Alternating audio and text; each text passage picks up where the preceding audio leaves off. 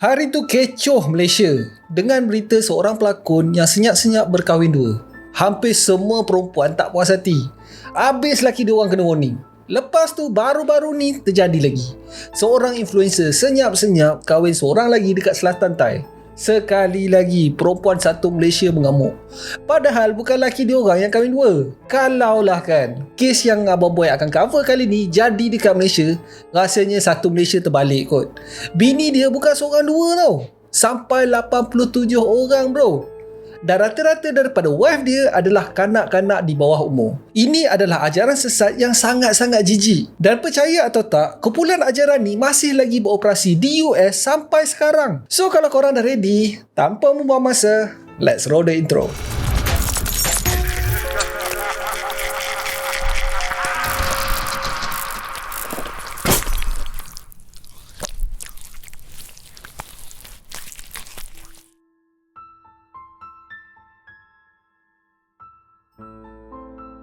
Assalamualaikum, nama aku Bang Boy dan welcome to channel Bang Boy TV, di mana Abang Boy akan mengupas kes-kes true crime, kisah misteri seram dan pelik yang terjadi di serata dunia. Kalau korang berminat dengan benda-benda dark macam ni, korang berada di channel yang paling sesuai untuk orang-orang aneh dan eksotik macam Abang Boy ni. Di akhir video, kalau korang suka dengan konten ni, Abang Boy sangat-sangat appreciate kalau korang boleh belanja Abang Boy dengan satu like, dan mungkin juga korang boleh consider untuk subscribe dan tekan bell icon tu supaya tak terlepas dengan video Abang Boy yang akan datang. Semuanya bermula pada 28 Ogos 2022 di Flagstaff, Arizona. Sebuah kereta peronda telah menahan satu truk yang sepatutnya digunakan untuk membawa kuda. Salah seorang daripada polis tu perasan ada jari terkeluar daripada celahan pintu truk tu. Buka-buka je truk tu, polis menjumpai 3 orang kanak-kanak yang berumur di antara 11 hingga 14 tahun. Begitu juga dengan 4 orang wanita remaja. Kondisi dalam truk tu memang barai mat. Ada sebuah couch, ada kerusi camping dan juga satu baldi yang digunakan sebagai toilet. Driver truk tu adalah Samuel Bateman. Samuel Bateman ni ada surprise guys. Kesemua budak-budak perempuan dekat dalam truk tu adalah sebenarnya isterinya. Termasuklah dengan budak-budak kecil tu.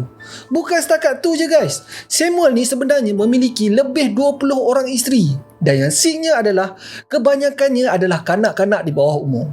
Body camera video shows the moments authorities pulled over this truck and trailer in Flagstaff. The reason why? Saw fingers poking out of the trailer. With guns drawn, they open the doors. See the hands!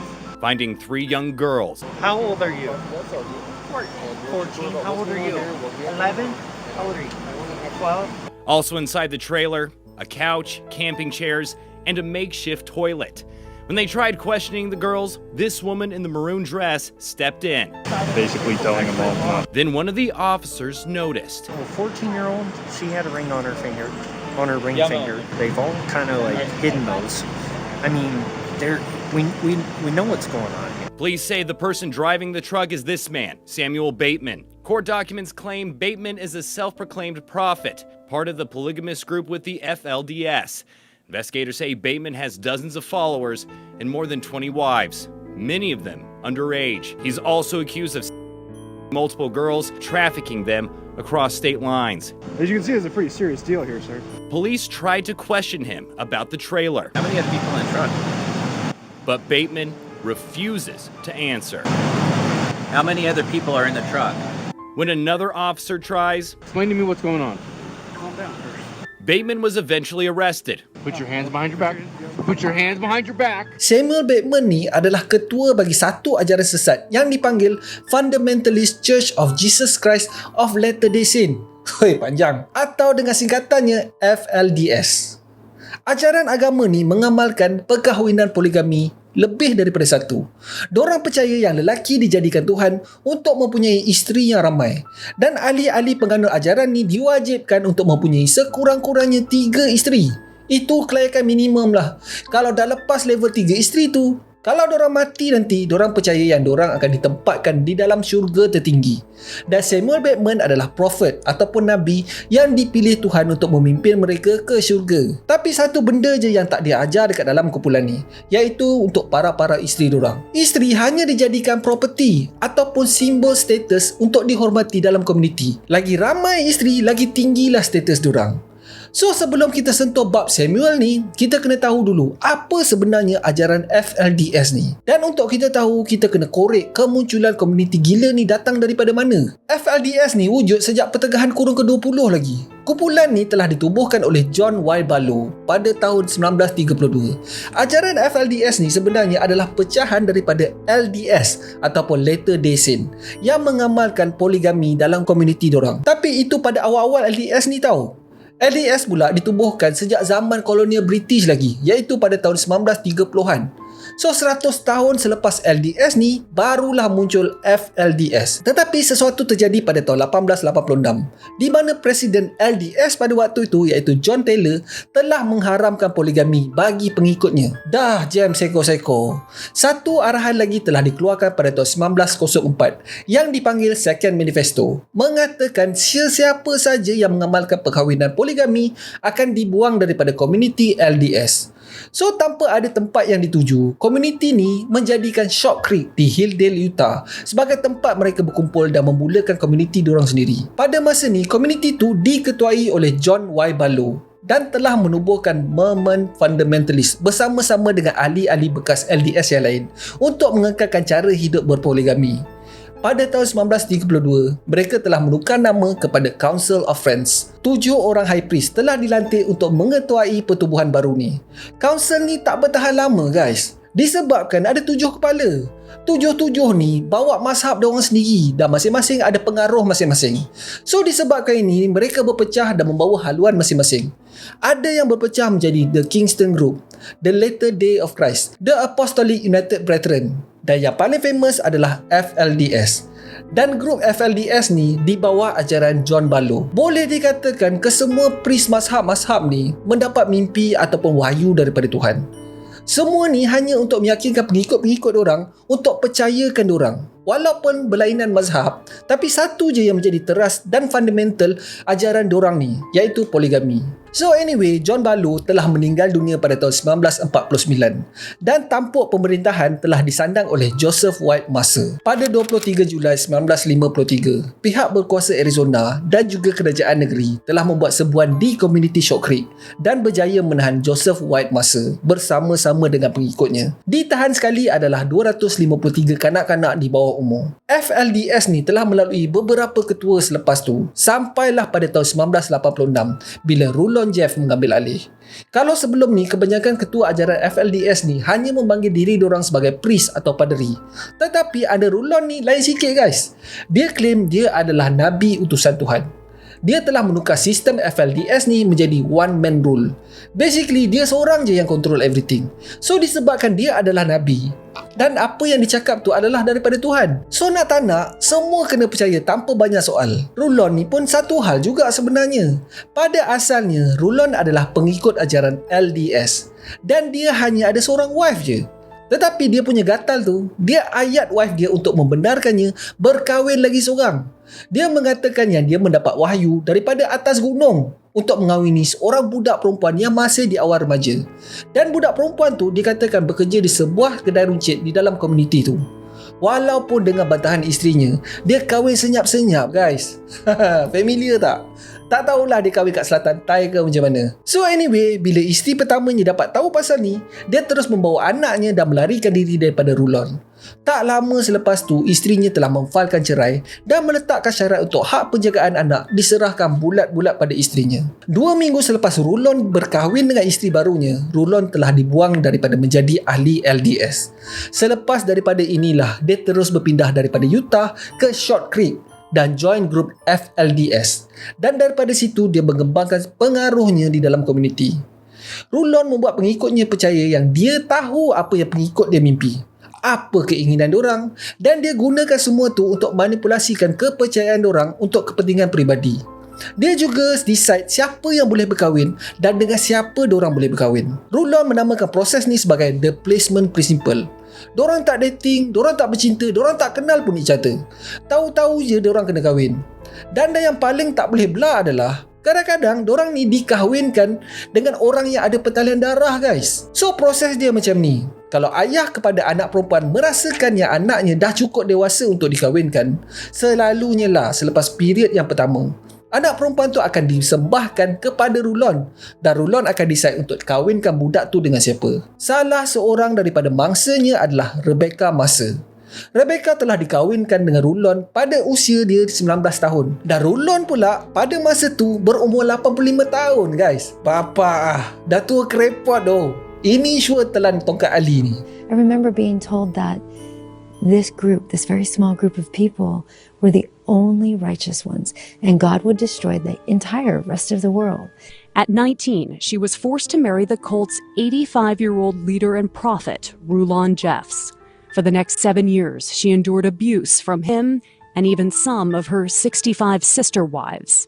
So menurut Rebecca, daripada kecil dia telah di brainwash kau-kaunya. Apa yang nak pakai, apa nak cakap, even cara berfikir pun dorang dah diajar daripada kecil tau. Rulon ni mengajar pengikutnya yang dia takkan mati. Akan sampai satu masa Tuhan akan membuatnya menjadi muda kembali. Rulon meyakinkan pengikutnya yang dia adalah prophet terakhir di dunia. Katanya lah. Dan bila tahap kesihatan Rulon ni dah makin merosot, pengikut dia jam lah. Cakap tak mati, tapi ni dah tinggal hujung-hujung nyawa dah.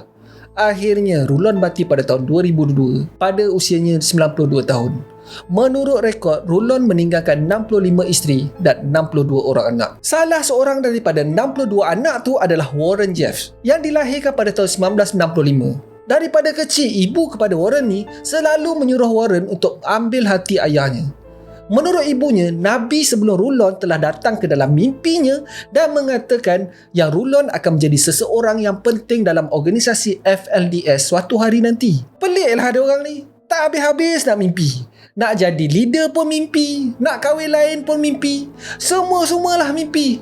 Abang Boy doa-doa lah ya Abang Boy takkan mendapat mimpi nak kahwin lagi satu. Amin. So anyway, si Warren ni pula semasa dia membesar, tak ramai orang suka dia guys. Disebabkan mak dia dah brainwash dia daripada kecil. Warren merasakan yang dia lagi suci daripada pengikut-pengikut yang lain. Dia susah nak berkomunikasi dengan orang dan agak introvert. Tetapi satu je yang si Warren ni pandai. Dia tahu baca orang. Macam bapa dia juga. Dia tahu macam mana nak gunakan kelemahan orang untuk manipulasi demi kepentingan diri sendiri. Ditambah pula di antara adik-beradik dia yang lain, dialah yang paling rapat dengan Rulon.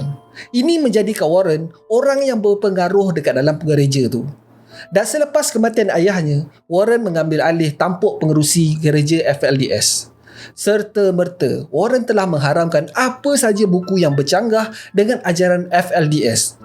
Buku-buku sains mengenai solar system, buku biologi manusia dan juga buku teknologi semuanya dibuang daripada perpustakaan. Warren sendiri telah mereka satu core curriculum khas untuk diajar kepada budak-budak perempuan di dalam komuniti FLDS.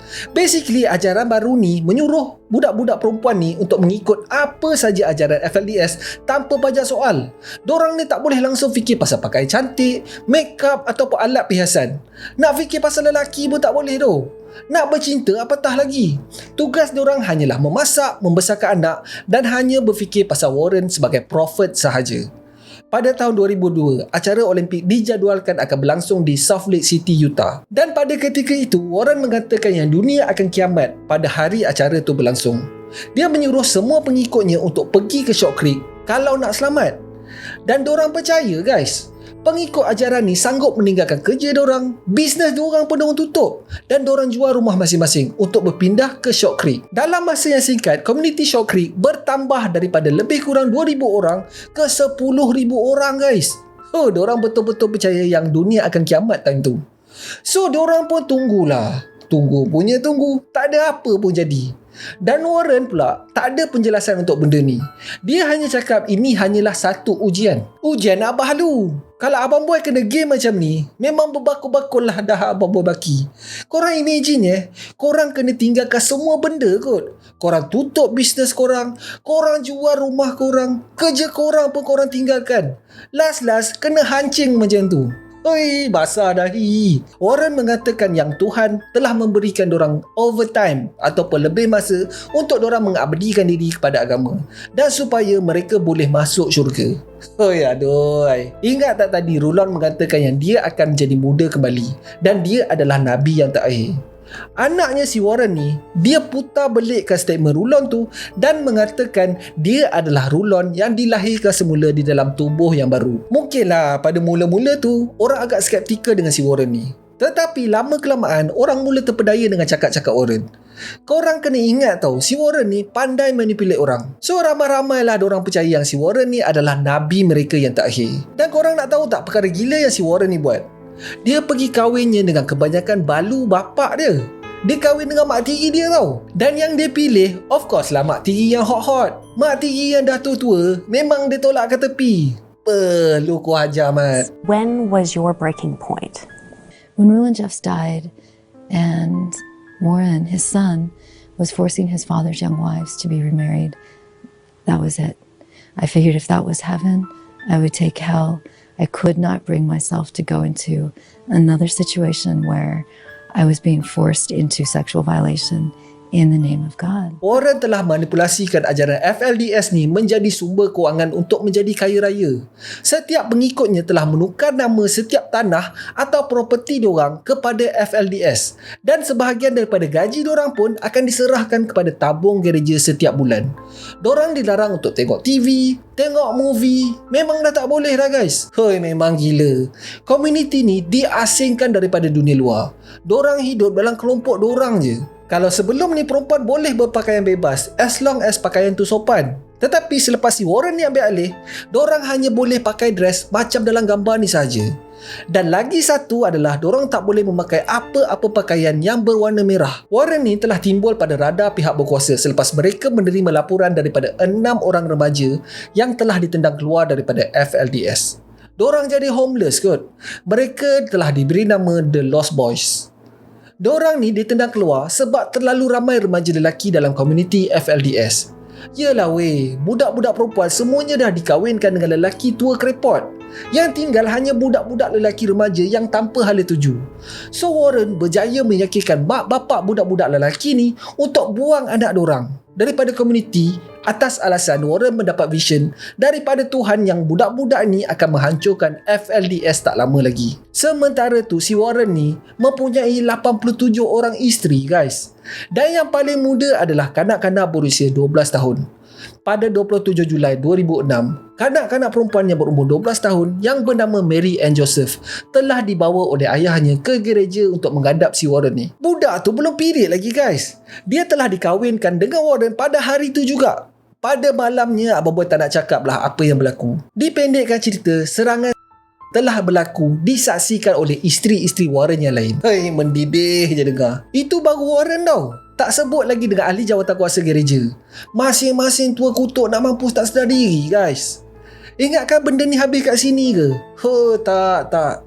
Warren dikatakan telah melakukan serangan kepada anak saudaranya juga. Dan anak saudaranya lelaki Mat. Bukan seorang. Ramai kot. So tak kisahlah sama ada lelaki atau perempuan, semua ditibai.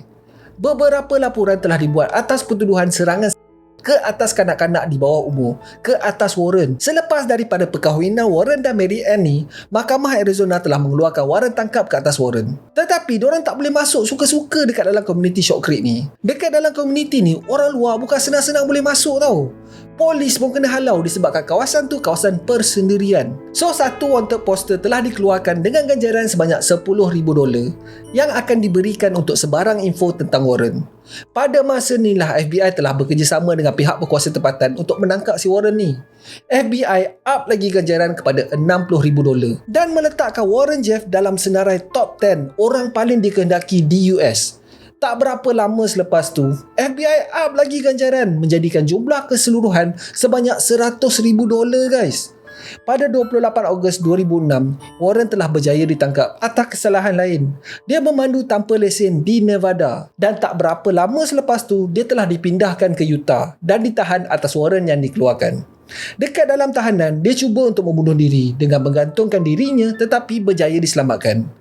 Perbicaraan Warren telah dijalankan selama 2 minggu dan dia didapati bersalah atas 2 pertuduhan subahat melakukan serangan seksual dan melakukan serangan seksual dan dijatuhkan hukuman penjara selama 10 tahun pada 25 September 2007. Tetapi hukuman itu telah ditarik balik dan Warren telah disabitkan dengan pertuduhan baru iaitu melakukan serangan seksual ke atas kanak-kanak di bawah umur. Warren telah diberikan hukuman yang lebih berat iaitu penjara sepanjang hayat dan ditambahkan 20 tahun tanpa peluang untuk diperol. Warren telah dipaksa untuk membayar denda sebanyak $10,000.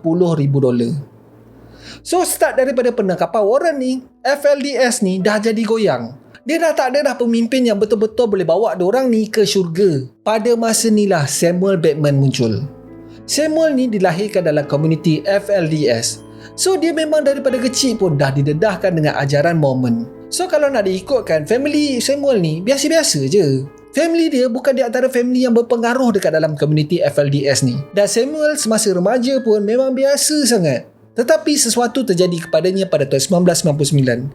Samuel pada masa tu mengikuti rombongan daripada Short Creek ke satu komuniti poligami di utara Kanada yang dikenali sebagai Bountiful, British Columbia. Samuel sebenarnya sedang escort 2 orang adik-beradik perempuan ke tempat tu selepas 2 orang adik perempuan ni melakukan kesalahan. Kesalahan budak perempuan tu adalah sorok-sorok keluar berdating dengan budak lelaki lain. Ketua FLDS pada ketika itu iaitu Rulon Jeff memberikan perintah kepada kedua-dua remaja ni dihantar ke Kanada untuk diberikan pendidikan tentang hidup berpoligami.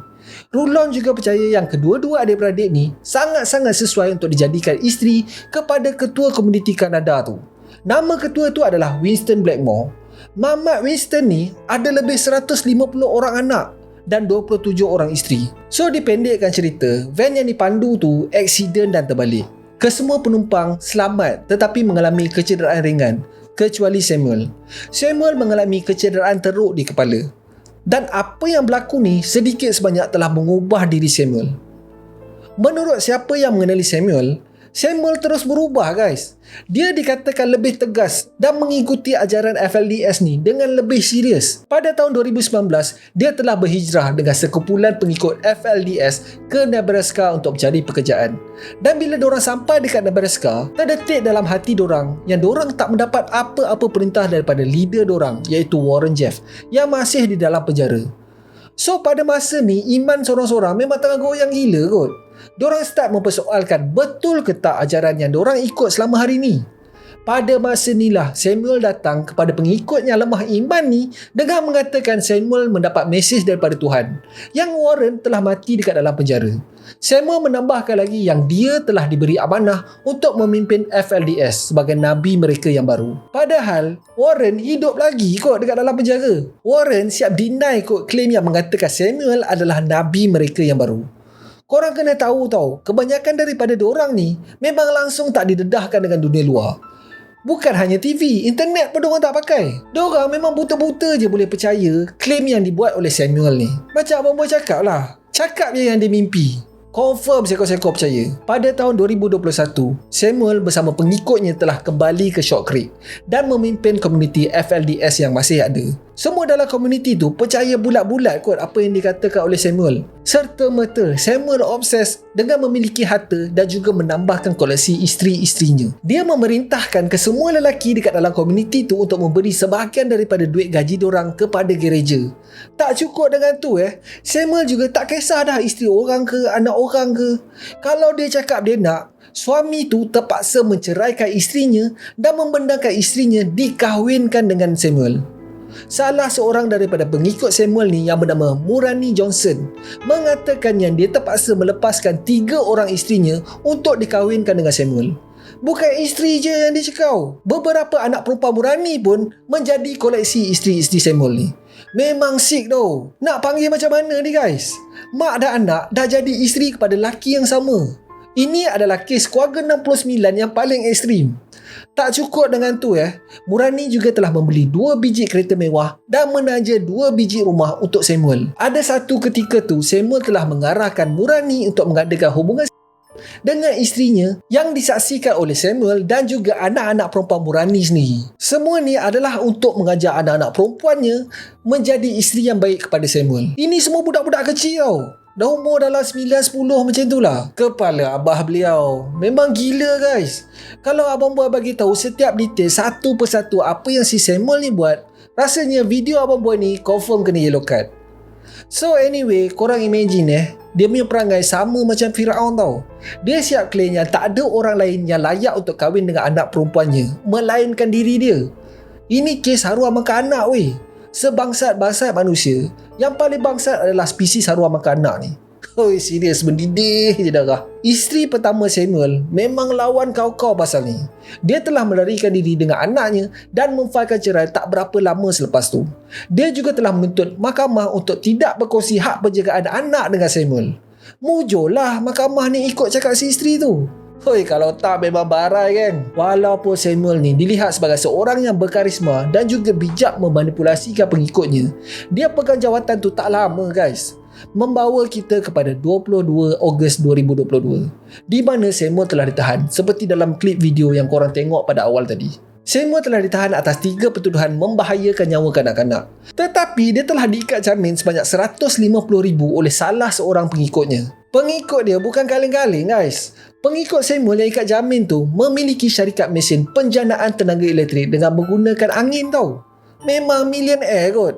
Dan salah seorang daripada anak owner tu adalah isteri kepada Samuel. Kalau korang nak tahu siapa anak owner ni, ni gambar dia. Nama anaknya adalah Naomi. So kiranya bapak bentua Samuel lah yang payung ni. Keluar-keluar je dari penjara, Samuel mengarahkan ke semua pengikutnya untuk delete semua perhubungan diorang. Diorang ni sebenarnya berhubung dengan menggunakan apps yang bernama Signal. So fungsi apps ni adalah setiap perbualan diorang ni adalah encrypted. Bermaksud tak ada siapa pun yang boleh tahu isi kandungan diorang. Even developer app tu sendiri pun tak dapat baca kandungan mesej diorang tau. Memang privacy habis lah. Samuel even berusaha untuk mendapatkan pasport untuk beberapa orang isterinya dengan harapan dapat melarikan diri bersama-sama. Tetapi pada awal pagi 13 September 2022, 2 pasukan FBI telah menyebu di kedua-dua kediaman Samuel di komuniti Short Creek. Satu lagi pasukan FBI telah dihantar untuk menyebu kediaman dan juga kilang owner yang ikat jamin Samuel ni semasa di dalam penjara. Dekat laman salah sebuah rumah Samuel ni, terdapat satu trailer yang telah dikonvert menjadi seperti kilang menjahit. Dekat dalam trailer tu ada beberapa frame gambar tau. Dan dalam salah satunya adalah gambar 3D sebuah rumah agam yang memiliki 40 bilik tidur yang mungkin bernilai jutaan dolar. Dekat dalam gambar tu ditulis "Coming soon". Ini adalah rumah impian Samuel. Dekat dalam frame gambar lain terdapat beberapa jenis gambar yang dipanggil vision board. Dia lebih kurang macam korang letakkan impian korang. Kereta mewah ke, rumah besar ke, swimming pool ke, jet peribadi ke. Lepas tu korang akan tengok vision board tu hari-hari. Dan secara tak langsung benda-benda tu akan datang kat korang. Proses ni dipanggil law of attraction. So boleh dikatakan satu bilik tu adalah vision board kepada Samuel. Antara banyak-banyak gambar tu tergantung satu gambar Warren dengan mesej "He is free". Benda ni bermaksud ke semua pengikut Samuel percaya yang Warren ni dah mati tau. Dan dia telah bebas dan berada di syurga pada waktu tu. Padahal mamat tu tengah kena palam kot dekat dalam penjara. So dipendekkan cerita, Samuel Bateman telah ditahan sekali lagi dan Jabatan Kebajikan Kanak-kanak telah berjaya menyelamatkan 9 orang isteri Samuel yang masih di bawah umur. Tetapi yang peliknya kan, tak ada seorang pun daripada diorang ni buka mulut semasa disoal siasat. Diorang sebenarnya dah ditrain oleh isteri Samuel yang lebih tua untuk tak bagi tahu apa-apa pada pihak berkuasa. Tapi kan, apa yang membuatkan Samuel ni sangkut adalah budak-budak perempuan ni ada menulis di dalam jurnal diorang yang diorang pernah tidur sekatil dengan Samuel. Dan salah seorang daripada budak-budak ni menulis yang dia tak dalam salah satu aktiviti yang dianjurkan si Samuel ni. Sekali lagi Abang Boy tak nak dedahkan detail banyak sangat. Cukup setakat tu, korang fikirlah sendiri. So ke-99 budak ni telah ditempatkan di rumah sementara dengan family diorang untuk sementara waktu. Tetapi pada 25 November 2022, 8 daripada 9 budak-budak ni dah hilang daripada jagaan family diorang. FBI dapat tahu yang 3 isteri Samuel yang lebih tua yang bernama Naomi, Donne dan Moretta telah kidnap diorang satu persatu dan dikumpulkan di satu tempat. Pada malam hari budak-budak ni hilang, Samuel telah membuat panggilan video kepada salah seorang isterinya.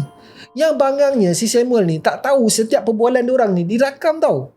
Dekat dalam panggilan video tu, salah seorang isteri mengatakan yang diorang telah berjaya mendapatkan 2 orang kanak-kanak. Kanak-kanak tu telah diberi nama codename E1 dan E2. Pada keesokan harinya, Samuel sekali lagi membuat panggilan video. Dekat dalam video tu, isteri-isterinya berada di dalam sebuah bilik hotel dan Samuel perasan salah seorang daripada isterinya dah tak ada. Dia bertanyakan di manakah W2. Naomi mengatakan yang W2 adalah satu-satunya budak yang tak nak melarikan diri bersama-sama diorang. FBI cepat je trace diorang ni dekat mana. FBI telah berjaya mengesan kredit kad yang digunakan untuk menempah bilik hotel. Kredit kad tu adalah milik saudara kepada salah seorang suspek yang terlibat dalam penculikan kanak-kanak tu. Pada 1 Disember 2022, FBI dengan kerjasama pihak berkuasa tempatan telah menyerbu satu apartmen Airbnb di Spokane, Washington. Ketiga-tiga isteri telah ditahan bersama-sama dengan 8 orang kanak-kanak. Naomi, Donnell dan Moretta disabitkan dengan kesalahan menculik dan mengganggu siasatan. Samuel bersama ketiga-tiga isterinya sedang menunggu tarikh pembicaraan di mahkamah.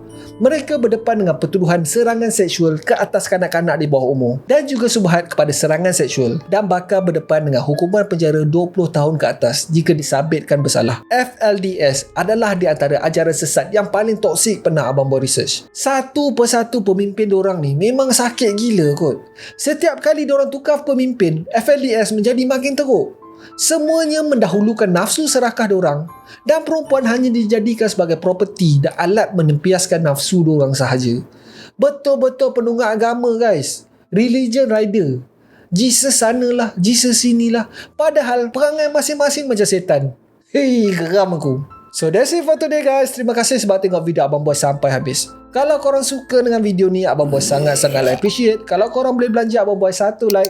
Dan mungkin juga korang boleh consider untuk subscribe dan tekan bell icon tu supaya tak terlepas video Abang Boy yang akan datang. Tapi sebelum Abang Boy ciao, Abang Boy just nak bagi tahu yang Abang Boy dah start channel membership. Banyak kelebihan yang korang akan dapat kalau korang join membership ni. Diskaun untuk future merchandise, wallpaper eksklusif daripada Abang Boy TV, dan lagi satu adalah korang boleh tengok tayangan awal untuk upcoming video Abang Boy. Di samping dapat membantu channel ni untuk grow. Terima kasih kepada mereka yang dah join dan mereka yang menyumbang dengan super stickers. Apa-apa pun Abang Boy nak korang tahu satu je. Tak kisahlah korang dah join ke, tak join ke, tetapi yang penting Abang Boy nak korang tahu yang korang sangat-sangat dihargai. Abang Boy doakan korang semua diluaskan pintu rezeki dan dimudahkan segala urusan korang. So akhir kata, jangan nakal-nakal, be awesome, stay creepy. Assalamualaikum.